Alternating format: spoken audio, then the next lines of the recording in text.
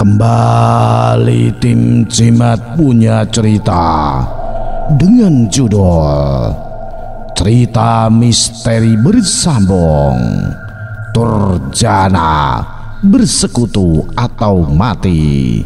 Cerita misteri ini ditulis oleh Masrullah Fakih dengan pembawa cerita Ki Banu Asmara.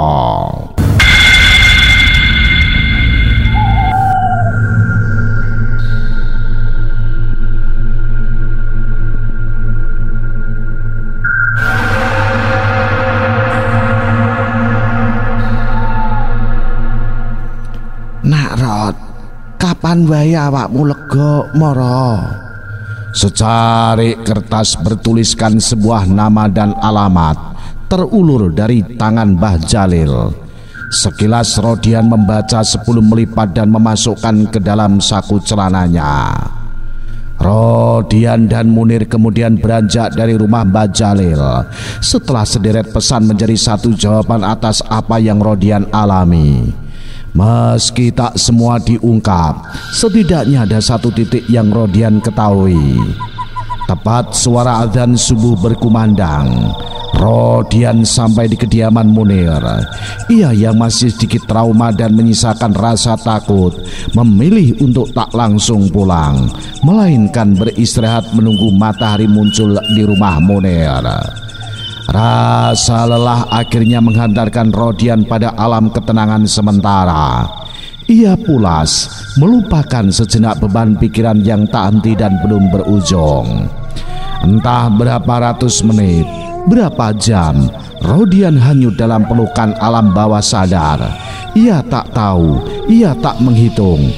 Namun ketika ia membuka mata, rasa lelahnya sedikit terobati. Tapi itu hanya sebentar saja, sebab tak lama ia terbangun dan berniat untuk pulang ke rumahnya, tertahan oleh suara obrolan serius antara Munir dan istrinya. Rodian yang masih terlihat sayu dan kusut kemudian menghampiri Munir di ruang tamu bersama Gia. Rasa penasaran Rodian seketika menggeliat saat tatapan Munir seolah memberinya sinyal kedukaan. Ngopi dulu, Rod. Ucap Gia seraya bangkit kala melihat Rodian mendekat. Iya mbak, saut Rodian mengiyakan tawaran Gia. Rodian langsung menyandarkan punggungnya di kursi sofa berkulit kaleb setelah kepergian Gia. Sejenak suasana hening. Rodian terdiam menunggu satu kabar yang seketika membuat wajahnya membias pucat. Mbah Jalil meninggal, Rod. Pelan suara Munir, namun bagai mengandung sekarung beras menghantam dada Rodian. Ia terdiam, dengus nafasnya terdengar berat, sesak, membuatnya tak mampu untuk menyauti. Ingatan Rodian melambung kembali pada pesan-pesan dari Mbah Jalil beberapa jam yang lalu. Masih sangat jelas dalam benaknya bayangan wajah tua itu yang sudah beberapa kali berusaha menolongnya. Tapi kini sosok itu telah pergi, hilang untuk selamanya akibat kebiadaban iblis beragam manusia. Kamu minum dulu kopinya, Rod. Setelah itu kita melayat. Ajakan Munir seketika menyadarkan Rodian. Ia kemudian cepat menyambar segelas kopi hitam yang entah sejak kapan dihidangkan oleh Gia. Tak lama setelah beberapa teguk Rodian bangkit, bergegas melangkah ke belakang sekedar untuk membasuh wajah kusutnya. 10 menit kemudian Rodian dan Munir pun akhirnya berangkat menyusuri jalanan ramai beberapa saat hingga tiba di jalan kampung yang tak beraspal. Kibaran bendera kuning yang terpasang dari sebuah simpang kecil jalan berkerikil menjadi pertanda bila mereka tak jauh lagi dari kediaman Mbah Jalil. Hawa duka langsung terasa menjalari keduanya ketika telah sampai di halaman penuh kerumunan orang-orang berpakaian khas. Setelah menyalami beberapa orang yang menyambut, Rodian dan Munir melangkah menuju ruangan berkubeng untaian bunga, di mana di tempat itu, di atas sebuah dipan, membujur tubuh rentah Mbah Jalil terbungkus kain putih. Wajahnya yang pasi terlihat sedikit menguratkan ketegangan, seperti ada satu kesakitan dan ketakutan luar biasa di detik-detik hembusan nafasnya. Melihat dan meraba hal itu, Munir kemudian mencoba bertanya tentang bagaimana awal kematian Mbah Jalil pada beberapa orang, termasuk kerabat-kerabat dekatnya. Sebab dirinya tahu sebelumnya jika Mbah Jalil baik-baik saja. Namun dari semua yang Munir tanyai, tak ada satupun mengetahui secara pasti. Iringan keranda tertutup kain hijau dengan 4 pemikul berjalan perlahan diiringi kalimat tahlil setelah pelaksanaan fardu kifayah. Tak berapa lama, iringan pembawa jenazah Mbah Jalil sampai di lokasi perumahan abadi. Tubuh renta tanpa daya Mbah Jalil akhirnya tertanam dalam lubang sempit yang menghimpit. Dari beberapa mereka yang membawa papan penutup dan kayu, sempat akan menancapkan 2 buah patok kayu berukir bertuliskan pahatan sebuah nama. Akan tetapi langsung tertahan oleh seruan Rodian yang tersadar akan pesan-pesan Mbah Jalil. Hal itu seketika menimbulkan perdebatan panjang antara Rodian yang hanya dibantu Munir dengan beberapa kerabat Mbah Jalil serta puluhan pelayat yang masih berada di tempat itu. Mereka bersikeras bila 2 buah patok kayu yang telah tertulis nama lengkap serta tanggal lahir dan kematian Mbah Jalil tetap sebagai tetenger. Mereka tak memperdulikan ucapan Rodian dan Munir yang menginginkan sebuah batu kali sebagai nisan sesuai cerita dan pesan Mbah Jalil. Rodian dan Munir yang menganggap bila kematian Mbah Jalil adalah sebagai jejer payung pertama kalah jumlah. Keduanya tak mampu menahan pendapat dan kehendak keluarga yang bersikukuh tanpa tahu satu cerita di balik keinginan Rodian dan Munir. Hingga akhirnya 2 buah nisan kayu terpasang tegak membujur ujung utara dan selatan di atas gundukan tanah bertabur bunga, menjadi akhir dari prosesi pemakaman Mbah Jalil.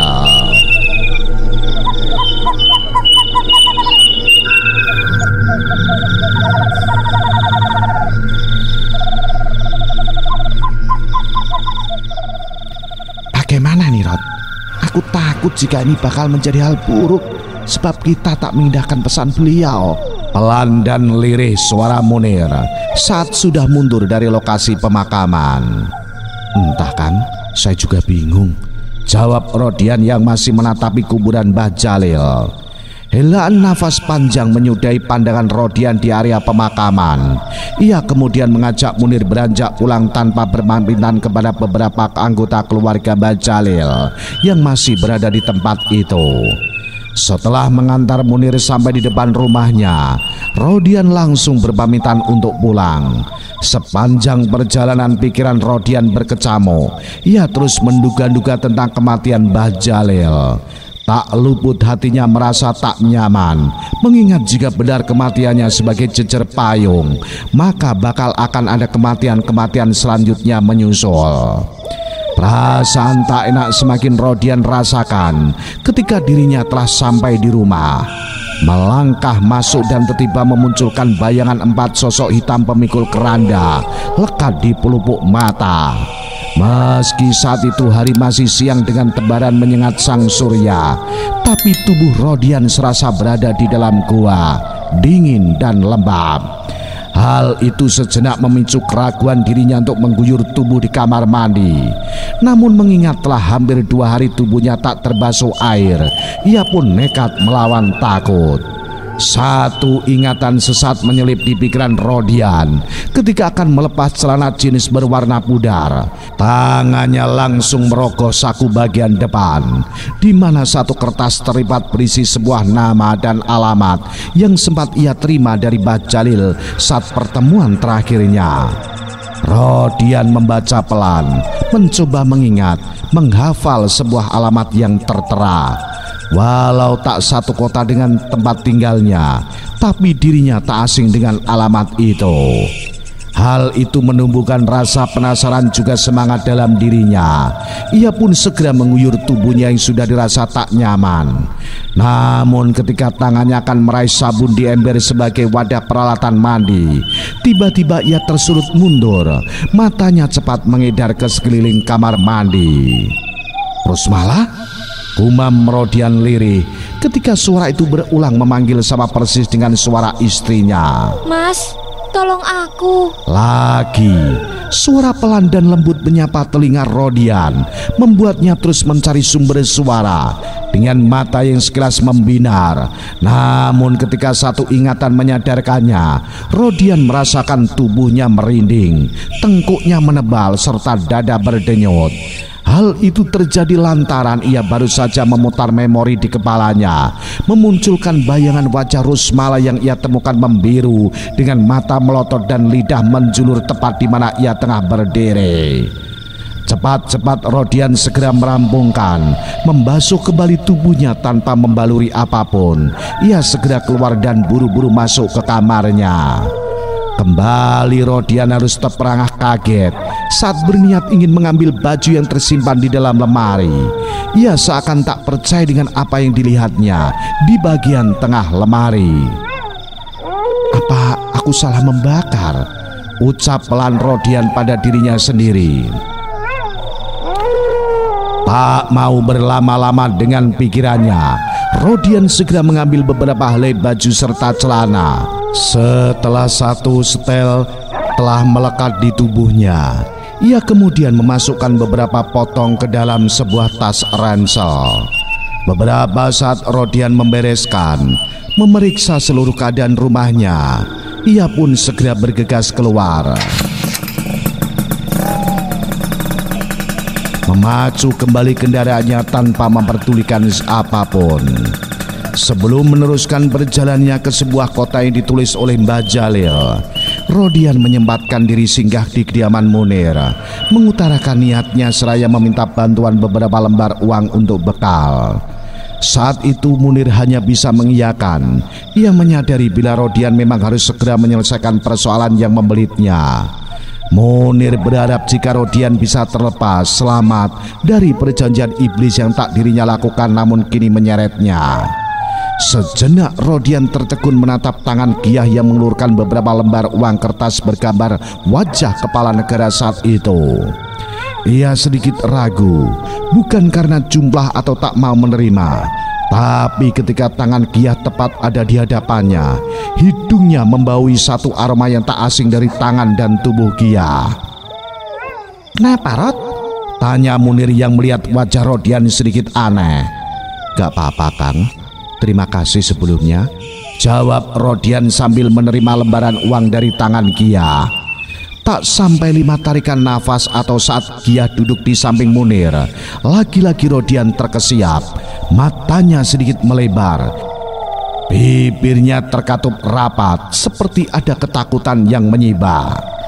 "Rod, apa ada yang aneh dengan Mbak?" Kali ini Kiyah sendiri yang melihat Rodian sedari awal kemunculannya memandang aneh bertanya.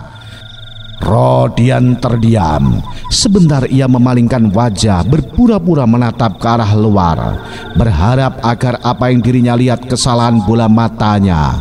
Namun hal itu tak membuahkan hasil, sebab saat ia kembali memalingkan wajah, Rodian masih melihat wajah Kiyah seputih mayat. Tak hanya itu, kini Rodian juga melihat kulit luar bola mata Kiyah menghitam, dan dari tubuhnya menebar pekat aroma wangi bunga kamboja bercampur bau pandan. Saat itu kala melihat keanehan dalam diri Kiyah, muncul keinginan Rodian untuk menunda kepergiannya. Namun atas desakan Munir yang tak mengerti dengan alasan serta apa yang Rodian lihat, ia pun terpaksa menurut, pamit dan segera bergegas beriring perasaan tak enak. "Semoga perjalananmu lancar, tidak terhalang oleh apapun, Rod." Tulus kalimat doa teriring dari bibir Munir, berbanding balik dengan Kiyah yang saat itu berdiri bersampingan dengan Munir di depan pintu. Dari bibirnya senyum tipis mengembang yang berangsur menjadi sebuah seringai sinis melepas kepergian Rodian. Nah, Bagaimanakah kisah selanjutnya? Apa yang akan terjadi? Ikuti terus cerita misteri bersambung Durjana. Salam Jimatres, salam satu misteri. Au.